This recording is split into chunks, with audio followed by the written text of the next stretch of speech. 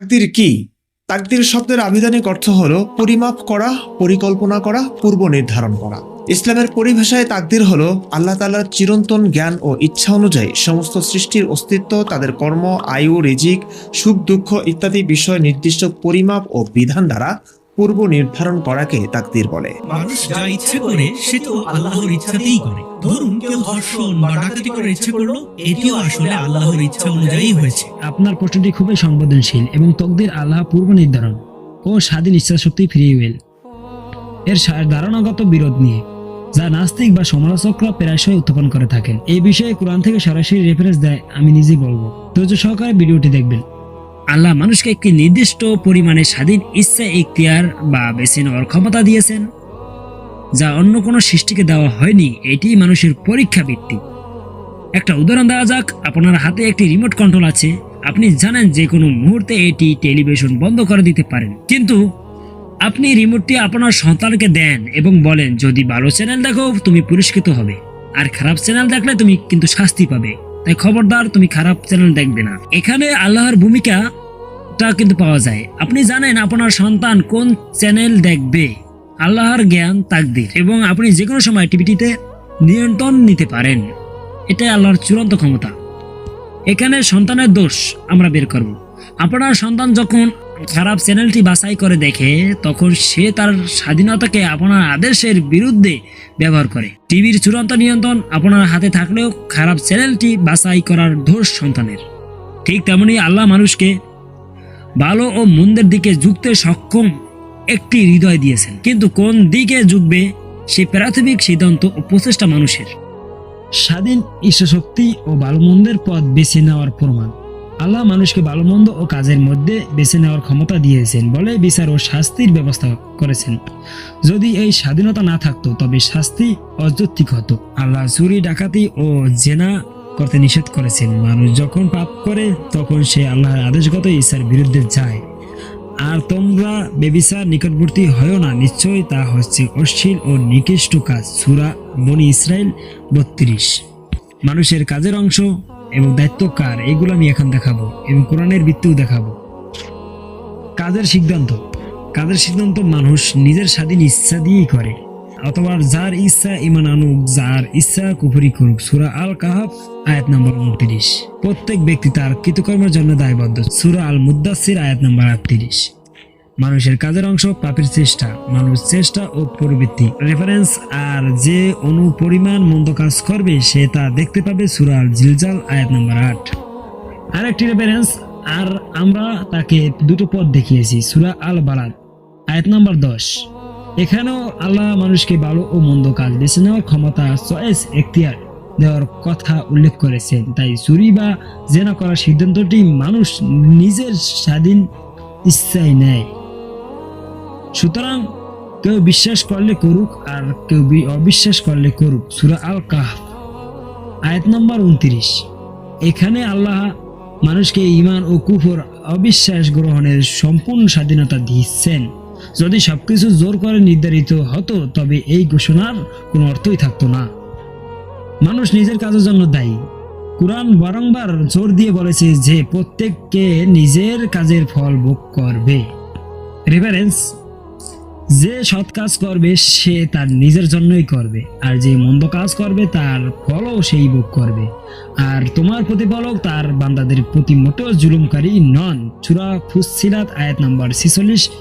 এই আয়াতটি নিশ্চিত করে যে আল্লাহ জুলুমকারী নন। শাস্তি হয় মানুষের নিজের অর্জিত মন্দ কাজের জন্য, আল্লাহর নির্ধারণের জন্য নয়। আরেকটি রেফারেন্স, প্রত্যেক ব্যক্তি যা অর্জন করেছে তার বিনিময়ে সে বন্ধ।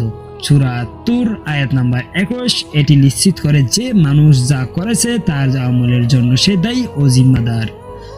আরেকটি রেফারেন্স, আল্লাহ কারো উপর তার সাধ্যের অতিরিক্ত কিছু চাপিয়ে দেন না। প্রত্যেকে যা অর্জন করেছে তা তারই এবং যা উপার্জন করেছে তা তারই। সূরা আল বাকারা আয়াত নাম্বার 286। আল্লাহ, এই আয়াত থেকে আমরা বুঝতে পারি আল্লাহ মানুষকে এমন কাজের জন্য শাস্তি দিবেন না যা তার ক্ষমতার বাইরে ছিল। চুরি, ডাকাতি বা জেনা করার ক্ষমতা ও সুযোগ মানুষের ছিল, আর সে স্বাধীনভাবে সেটি বেছে নিয়েছে। তকদির ও আল্লাহর অসীম জ্ঞান। আল্লাহর তকদিরে সহজভাবে এবং এভাবে বোঝা যায়। আল্লাহ জানেন আপনি কি করবেন, কিন্তু এর মানে এই নয় যে তিনি আপনাকে দিয়ে কাজটি জোর করে করাচ্ছেন। আপনার খারাপ কাজ করার কারণ আল্লাহর জ্ঞান নয়, বরং আপনার নিজের সিদ্ধান্ত। একজন শিক্ষক আগে থেকেই জানেন যে তার ছাত্র পড়াশোনা না করার কারণে ফেল করবে। ছাত্রটি ফেল করে পড়ার সিদ্ধান্ত না নেওয়ার শিক্ষকের জানার কারণে নয়। আল্লাহ হচ্ছেন সর্বজ্ঞানী, তার জ্ঞান কোনটি মুক্ত। নাস্তিকদের প্রশ্নের জবাবে আমি বলতে চাই, যদি এই কাজগুলো করতে আল্লাহ জোর করতেন তবে এর জন্য শাস্তির বিধান থাকতো না। মানুষের দোষ হলো আল্লাহর আদেশ থাকা সত্ত্বেও সে স্বেচ্ছায় মন্দ পথটি বেছে নেয়। হৃদয়ের চিরন্ত নিয়ন্ত্রণ আল্লাহর হাতে থাকা সত্ত্বেও মানুষের দোষ কেন? তার ব্যাখ্যা হলো, আল্লাহ তখনই হস্তক্ষেপ করেন যখন মানুষ স্বেচ্ছায় বক্রতা অবলম্বন করেন। আল্লাহর ক্ষমতা, আল্লাহ অবশ্যই হৃদয় সমূহের পরিবর্তনকারী। মানুষের প্রাথমিক উদ্বেগ, আল্লাহর শাস্তি স্বরূপ তখনই হৃদয়ের বক্রতা ঘটান যখন মানুষ প্রথম ভুল পথ বেছে নেয় এবং বারবার পাপ করতে থাকে, অথবা যখন তারা বক্রতা অবলম্বন করলো তখন আল্লাহ তাদের অন্তরকে বক্র করে দিলেন। আর আল্লাহ ফাসিককে কওমকে হেদায়েত করেন না। সূরা আল-আহজাব আয়াত নাম্বার 5। এই আয়াত প্রমাণ করে বক্রতার প্রথম পদক্ষেপ নেয় মানুষ, এরপর আল্লাহ নিয়ন্ত্রণ কার্যকর হয় শাস্তি বা ফলাফল হিসেবে। চূড়ান্ত বক্তব্য, নাস্তিকদের প্রশ্নের জবাবে আপনার বক্তব্য হবে, চুরি ডাকাতি ও জেনা আল্লাহর আদেশ নয়, বরং আল্লাহর নিষেধ। আল্লাহ মানুষকে স্বাধীন ইচ্ছা দিয়েছেন যাতে সে তার আদেশ মেনে চলতে পারে। মানুষ যখন সেই স্বাধীনতাকে ভুল পথে ব্যবহার করে তখন সেই আল্লাহর নিষেধাজ্ঞা উল্লঙ্ঘন করে। এই স্বেচ্ছাকৃত লঙ্ঘনের জন্য মানুষ দায়ী। আল্লাহ তার জন্য জ্ঞান ক্ষমতা দ্বারা সবকিছু নিয়ন্ত্রণ করেন ঠিকই, কিন্তু তার পছন্দ ও আদেশ ছিল পাপ না করা। যে ব্যক্তি তার আদেশ অমান্য করে সেই ব্যক্তি তার কৃতকর্মের জন্য দায়ী। যেমন কুরআনে ঘোষণা করেছে, প্রত্যেক ব্যক্তি তার কৃতকর্মের জন্য দায়বদ্ধ থাকিবে। চুরি ডাকাতি জেনা আল্লাহর আদেশ নয়, বরং আল্লাহর নিষেধ।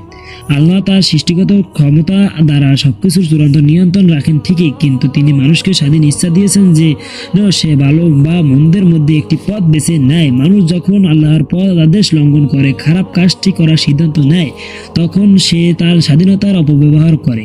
এই স্বেচ্ছাকৃত সিদ্ধান্তের জন্যই মানুষ দোষী এবং দায়ী, কারণ কুরআন বলে প্রত্যেক ব্যক্তি তার কৃতকর্মের জন্য দায়বদ্ধ। এই জবাবটি আল্লাহর সার্বভৌম ক্ষমতা ও মানুষের নৈতিক দায়িত্ব ও উভয়কে প্রতিষ্ঠা করে। মানুষের হৃদয় ও অনুভূতির পূর্ণ নিয়ন্ত্রণ আল্লাহরই হাতে। সূরা তাকবীর আয়াত 29। আর তোমার রব যা ইচ্ছা সৃষ্টি করেন এবং মনোনীত করেন, তাদের কোনো এখতিয়ার নেই। আল্লাহ যা ইচ্ছা তাই করতে পারেন। কষ্ট করলে পৃথিবীর কারো কি এই ক্ষমতা আছে তাকে হেদায়েত দেবে? নেই।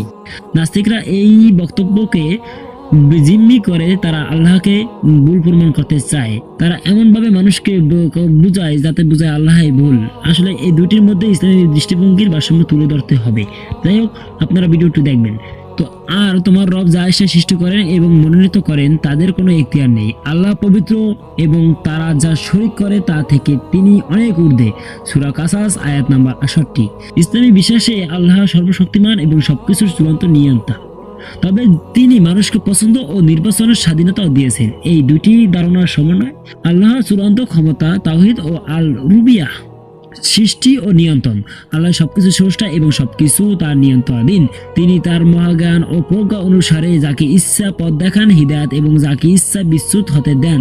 এই আয়াতটি মূলত আল্লাহর এই চূড়ান্ত সার্বভৌমত্বকে নিশ্চিত করে। পৃথিবীর কোনো কিছুর আল্লাহকে প্রশ্ন করার বা তার ইচ্ছার উপর কোনো প্রভাব ফেলার ক্ষমতা নেই পথভ্রষ্ট আল্লাহর পক্ষ থেকে।